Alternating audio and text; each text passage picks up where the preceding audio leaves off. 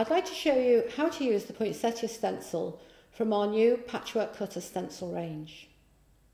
So for the stencil we need to make some stencil paste. Now this can be equal quantities of sugar paste and flour paste mixed together. Knead well and place in a plastic bag and leave it for half an hour, a short while, just to firm up a little. Or you can use half a pound of sugar paste, and into that you need a teaspoon of gum tragacanth. Again, store it in a plastic bag and leave it for half an hour just to firm up a little before you use it. You will also need some dust colours, and I have gold, brown, red and 3 shades of green. We will be rolling out on vegetable shortening.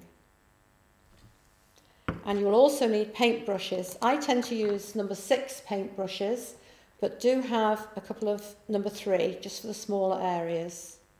And of course you're going to need your stencil and cutter. So in the pack,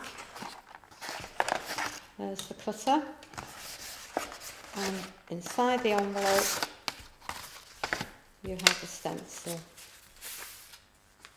So just put the cutter to one side. Make certain the number of the stencil is the correct way up, and then you know that it is going to match the cutter. So we'll take a little shortening and rub that onto the board. A small piece of paste. Just knead it. And then roll out the paste. It's important not to lift the paste from the board when you're rolling out, and the paste must be thin. And obviously large enough for the stencil.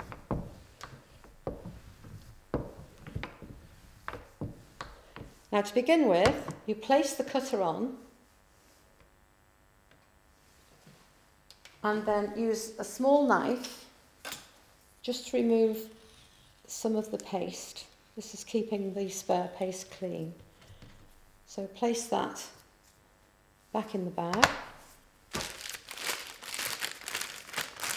and then place the cutter to one side. We'll be using that later.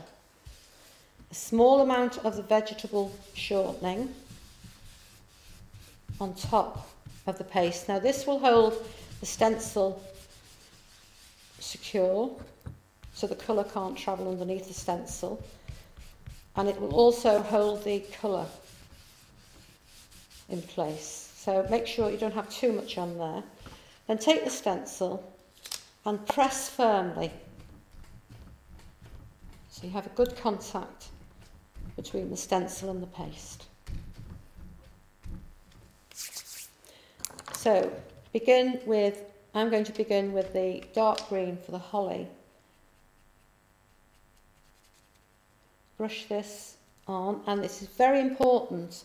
The colour covers the whole of that area. Don't just do the centre part. It must go right up to the edge of the pattern.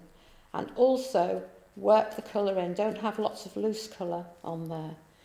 Now I'm going to go to the ivy at the opposite end, and I'm using the lighter green on this.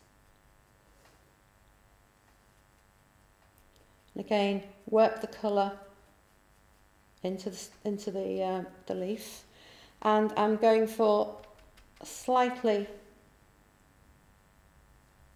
darker shade at the base of each of the sections of the leaf. Now change colour, and I'm going for brown.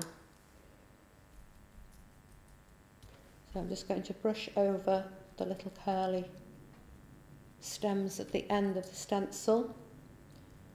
Not too much colour on there, but really work it into that little section, and there's another one here. I'm going to put a little on the centre of the flower. Change to the gold and brush over the little circles there. And there's 3 here. Again, a nice outline is needed on those. And then the red. Still using dry colour, and keep the dust under control. Just don't have lots and lots of loose colour on there.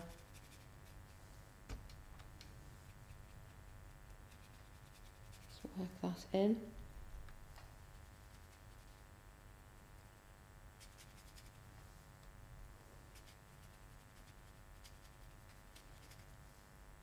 Nearly there. Now if you wish to add a darker shade to this at the base of each of the bracts, these are bracts, then add a touch of brown to the red and brush a little of the darker shade around the edge, each of the bracts. Now on every stencil there are 3 holes, and on this one there's one there, there and there. So make that the holes with the cocktail stick. Just make sure you haven't any loose colour on there. Lift the stencil and peel it away from the paste. Now taking the cutter, there are 3 points on the cutters. There's one there and one there, and they will match up with the holes that have been marked. So place the cutter into position, line the holes with the pegs, and then press firmly around the outside edge. Do make sure that you don't touch the colour at all. You don't want to smudge that colour. So press firmly all the way around the cutter,